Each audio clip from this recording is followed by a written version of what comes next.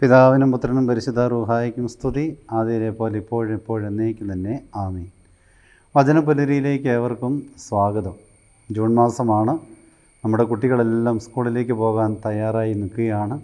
അവരെല്ലാം പുതിയ പുതിയ തീരുമാനങ്ങൾ എടുത്തുകൊണ്ടാണ് പോകുന്നത്.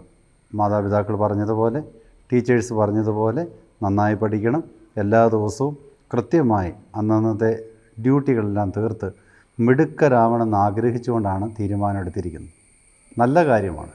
അതിന് സഹായിക്കുന്ന ഒരു കാര്യമാണ് നെഹമ്യ 9-ാം അധ്യായം 20-ാം തിരുവചനം. അവിടെ ഇങ്ങനെയാണ് പറയുന്നത്: അവിടുന്ന് തൻ്റെ ചൈതന്യം പകർന്ന് അവരിൽ വിവേകം ഉദിപ്പിച്ചു.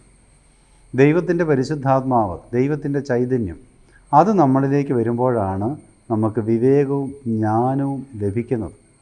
നമുക്കേറെ പരിചയമുള്ളൊരു പാട്ടാണ്: പാപവും പുണ്യവും വേർതിരിച്ചറിയുവാൻ ജ്ഞാനമായി ഒഴുകി വരൂ. കുഞ്ഞുങ്ങളെ, ഇപ്പോൾ ഈ കാലഘട്ടത്തിൽ നമുക്ക് നന്മയും തിന്മയും തിരിച്ചറിയാൻ സഹായിക്കുന്നത് പരിശുദ്ധാത്മാവാണ്.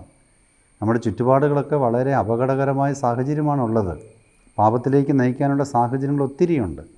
അവിടെയെല്ലാം നമുക്ക് നന്മ ഏതാണ് തിന്മ ഏതാണെന്ന് തിരിച്ചറിയാൻ ദൈവത്തിൻ്റെ പരിശുദ്ധാത്മാവാണ് സഹായിക്കുന്നത്. അതുകൊണ്ട് എല്ലാ ദിവസവും പരിശുദ്ധാത്മാവിനോട് ചോദിച്ച് ദൈവത്തിൻ്റെ ചൈതന്യവും ജ്ഞാനം, വിവേകം ലഭിക്കാൻ പ്രാർത്ഥിക്കുക. നമുക്ക് ഉയരാനായിട്ട് സാധിക്കും. ദൈവം നമ്മളെ ദൈവിക ജ്ഞാനത്തിൽ വളരുവാൻ ദൈവത്തിൻ്റെ പരിശുദ്ധാത്മാവോട് നിറയ്ക്കട്ടെ. ദൈവനാമം മഹത്വപ്പെടട്ടെ.